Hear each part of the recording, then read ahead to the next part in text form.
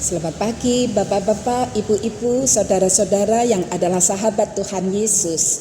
Mari kita awali persekutuan doa pagi ini dengan menyanyikan dari NKB nomor 13, bait yang pertama dan yang kedua.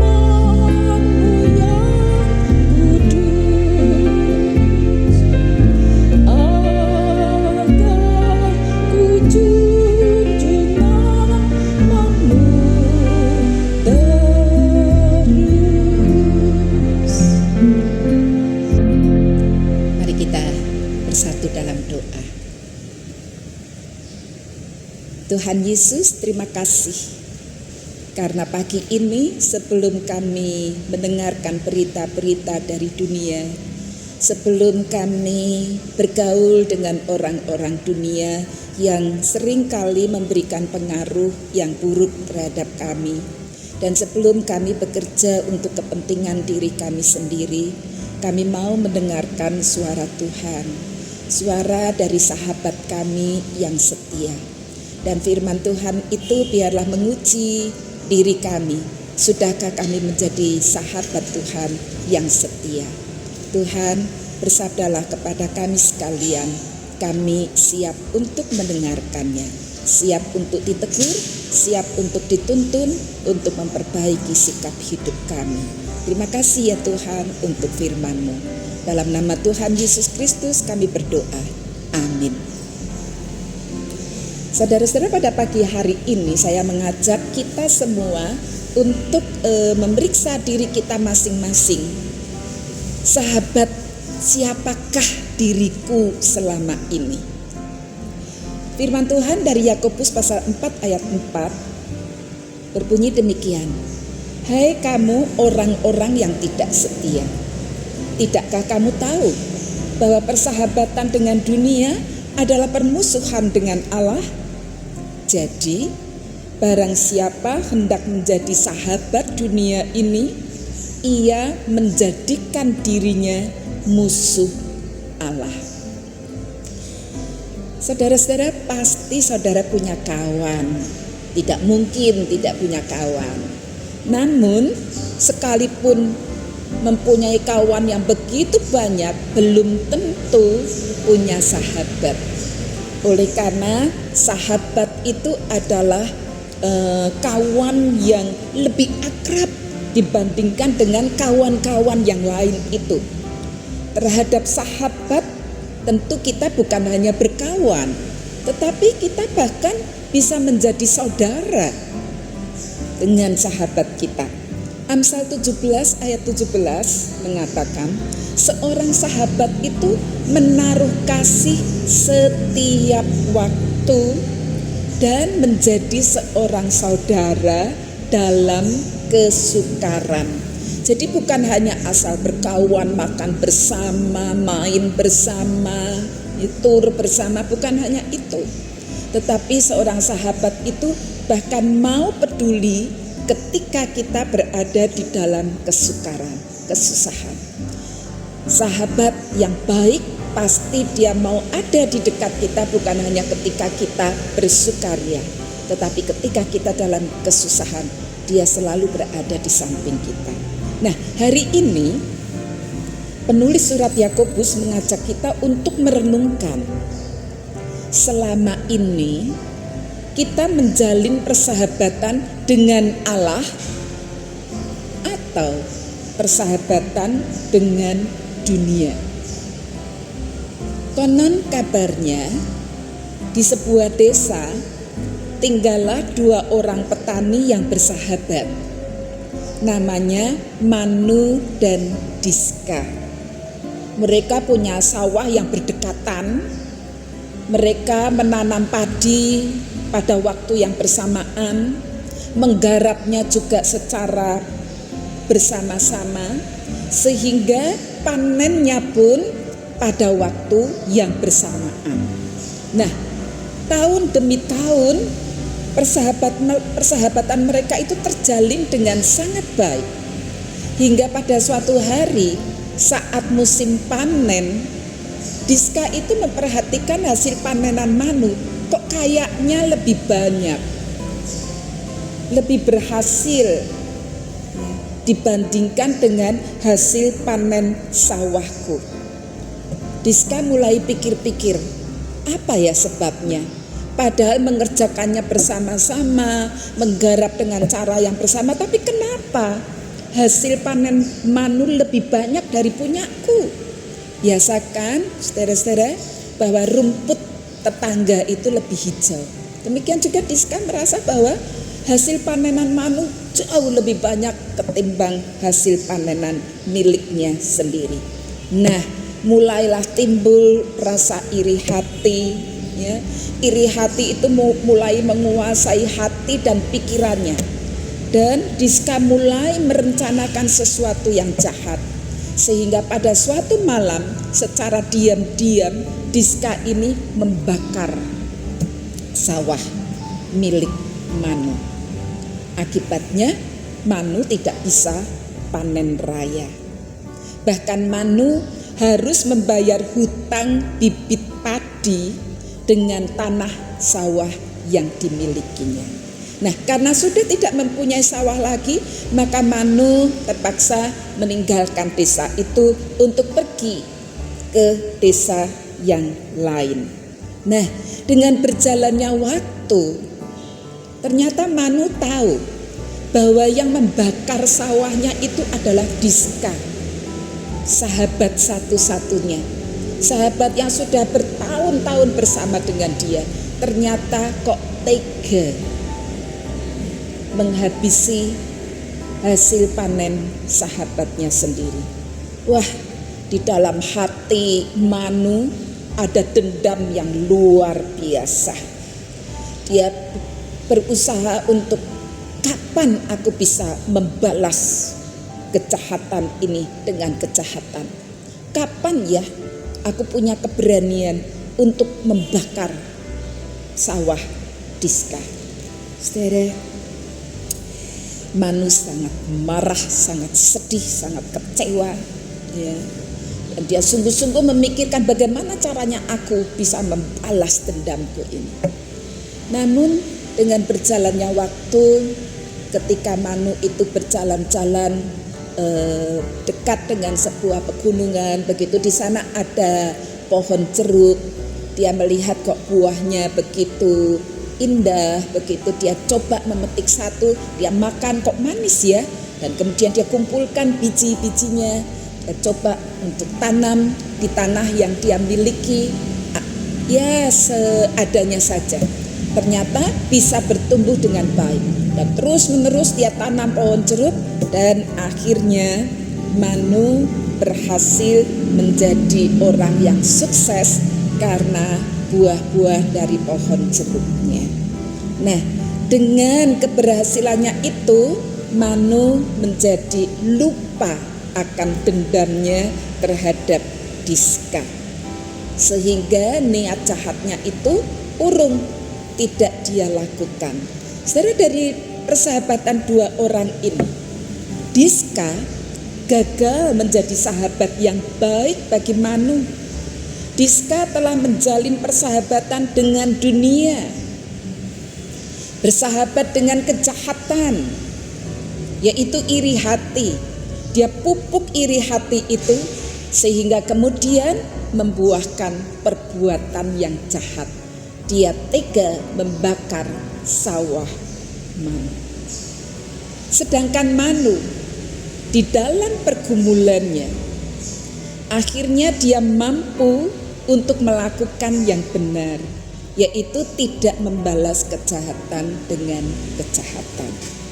Nah saudara, ketika kita ini masih meniru cara-cara hidup orang dunia ini, yaitu kalau dia berbuat jahat harus aku balas dengan kejahatan, bahkan lebih dari apa yang dia lakukan. Itulah cara-cara dunia. Orang-orang dunia ini berkata wajar kalau masih ada iri hati, wajar kalau ada kebencian, wajar kalau itu dendam dan mau membalas dengan kejahatan. Itu manusiawi. Nah, itulah gambaran dari orang yang bersahabat dengan dunia ini. Di dalam hatinya ada niat-niat yang jahat, niat untuk menjatuhkan orang lain, untuk merugikan orang lain, untuk menghalangi kesuksesan orang lain. Bahkan kejahatan itu bukan hanya kita lakukan kepada sesama manusia, bahkan kejahatan itu kadang-kadang tanpa kita sadari kita lakukan terhadap Tuhan yang adalah sahabat kita yang sejati. Oleh karena kita kadang-kadang masih menuduh Tuhan melakukan yang tidak benar untuk kita, yaitu Tuhan mengabaikan seruan doa kita. Tuhan tidak peduli dengan kesusahan kita, seolah Tuhan itu tidak mampu menolong kesulitan-kesulitan kita. Nah, ketika kita masih berbuat seperti itu, berarti kita masih menjalin persahabatan dengan dunia ini. Dan ketika kita bersahabat dengan dunia ini, penulis surat Yakobus berkata, berarti kita telah menjadikan diri kita sebagai musuh Allah. Saudara, tentu saja saudara, kita ini ingin menjadi sahabat Allah. Oleh sebab itu, mari kita terus berjuang untuk menjadi pelaku firman-Nya dengan setia, melakukan yang benar sesuai dengan kehendak Tuhan, sekalipun itu berbeda dengan cara-cara orang dunia ini. Kalau orang dunia ini, ketika kamu dijahati, kamu harus balas dengan kejahatan, bahkan lebih kejam. Tetapi ketika kita menjadi sahabat Allah, kita melakukan kehendak Allah, maka kita bukan hanya tidak membalas kejahatan dengan kejahatan, tetapi membalas kejahatan dengan kebaikan. Itulah sahabat Allah. Saudara, sebagai sahabat Allah, apapun juga yang menimpa hidup kita, mari kita mengimani bahwa Tuhan tidak pernah meninggalkan kita. Tuhan tidak pernah berbuat sesuatu mereka-rekakan yang jahat untuk kita. Tuhan tidak pernah melakukan sesuatu yang merugikan kita. Sebagai sahabat Allah, mari kita tetap percaya bahwa Dia selalu menolong kita tepat pada waktunya, juga dengan cara-cara yang tepat. Nah, saudara, sikap, keyakinan, iman seperti itulah yang menyukakan hati Tuhan, dan itulah cara-cara kita mempererat persahabatan kita dengan Tuhan kita. Saudara, kita tidak bisa menjadi sahabat Allah sekaligus juga sahabat dunia. Oleh karena begitu kita bersahabat dengan dunia, begitu kita melakukan cara-cara seperti orang dunia ini, maka berarti kita bukan lagi sahabat Allah. Malah kita menjadikan diri kita ini terus-menerus menjadi musuh Allah. Jadi saudara, ketika kita akan berbuat sesuatu terhadap sesama kita, mari kita selalu ingat, sahabat siapakah diriku, supaya kita tidak salah bertindak. Sebagai sahabat Allah, tentu kita belajar untuk selalu memperlakukan sesama kita manusia sama seperti Allah mau kita memperlakukan dia. Allah mengasihi orang-orang yang berbuat jahat terhadap kita. Allah mengasihi musuh-musuh kita. Allah mengasihi mereka yang merugikan kita. Oleh sebab itu, sebagai sahabat Allah, kita juga belajar. Memang itu merupakan suatu perjuangan. Kita butuh pertolongan dan kekuatan, kemampuan dari Tuhan untuk bisa melakukan kehendak Tuhan. Mari kita menyukakan hati Tuhan yang adalah sahabat kita. Amin. Kita bersatu di dalam doa. Ya Tuhan, kami bersyukur karena kami diingatkan bahwa kami beroleh kasih karunia boleh menjadi sahabat dari Tuhan Yesus. Dan Tuhan Yesus adalah sahabat kami yang setia, yang selalu mendampingi kami. Walaupun kami tidak melihat, tetapi kami bisa merasakan bahwa Tuhan selalu mendekap kami ketika kami dalam kesusahan. Tuhan bersegera menolong kami ketika kami berada di dalam kesulitan. Apapun juga yang menimpa kehidupan kami, Tuhan tidak pernah tidur. Tuhan selalu berjaga-jaga, siap untuk memberikan pertolongan kepada kami. Oh Tuhan, tolonglah. Biarlah kami selalu mengingat dan berjuang, belajar untuk menjadi sahabat Tuhan yang setia juga. Ampuni kami ya Tuhan, ketika selama ini kami tidak menjadi sahabat yang baik bagi Tuhan. Kami juga seringkali menghitung-hitung untuk rugi untuk menjadi sahabat dengan sesama kami manusia.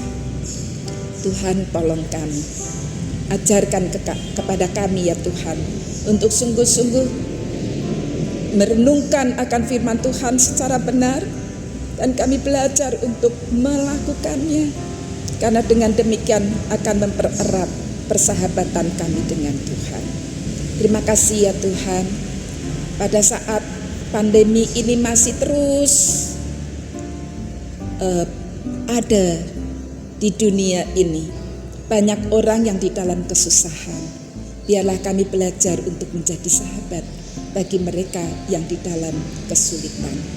Kesulitan secara ekonomi, kesusahan karena menderita sakit atau kehilangan anggota keluarga. Tuhan, tolong kami, ajarkan kepada kami untuk sungguh-sungguh bisa mendoakan mereka, mungkin bisa mendampingi mereka yang susah, bahkan mungkin dengan berkat yang Tuhan berikan kepada kami, kami bisa berbagi berkat untuk mereka juga. Tuhan, kami tetap mendoakan bagi dokter, para medis yang terus berjuang untuk menolong pasien-pasien yang terpapar COVID-19. Tuhan, berikan kesehatan kepada mereka. Biarlah mereka tetap terpelihara dengan baik, bisa menjaga kesehatan dengan baik. Tuhan, berkati keluarga mereka masing-masing. Terima kasih Tuhan.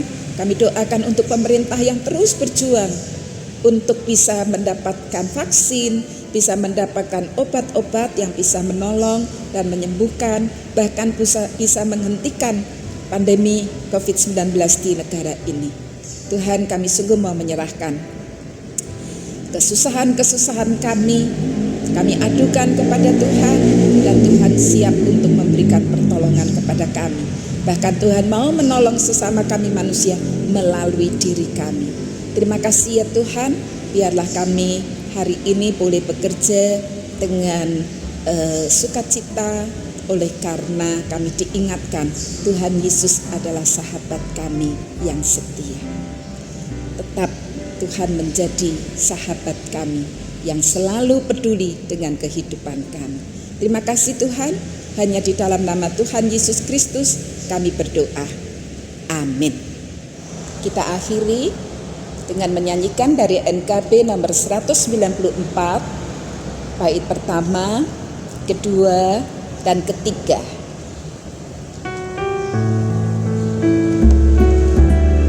Kau tetap Tuhanku Yesus, sahabat yang abadi.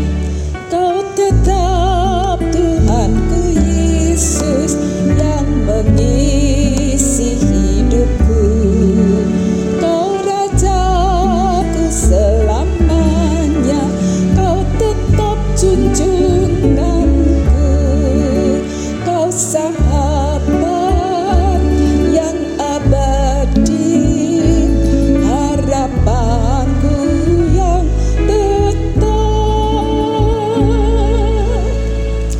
dalam suka maupun duka, Yesus kawan yang akrab.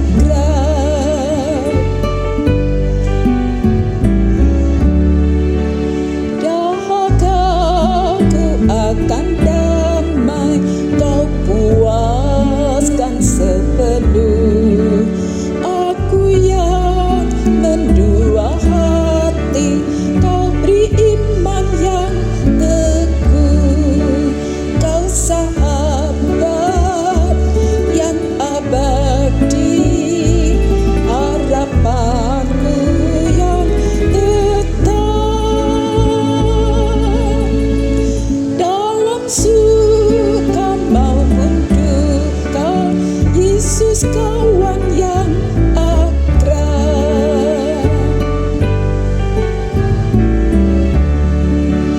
Tiada insan ku harapkan mengasihiku terus, satu saja ku andalkan, kasih Yesus penebus.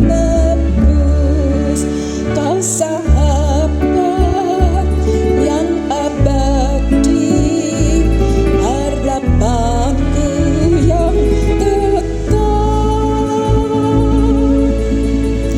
Dalam suka maupun duka, Yesus kawan yang akrab. Biarlah kita sungguh-sungguh menjadi sahabat dari Tuhan yang setia, karena Dia adalah sahabat yang setia. Selamat berkarya. Tuhan Yesus memberkati.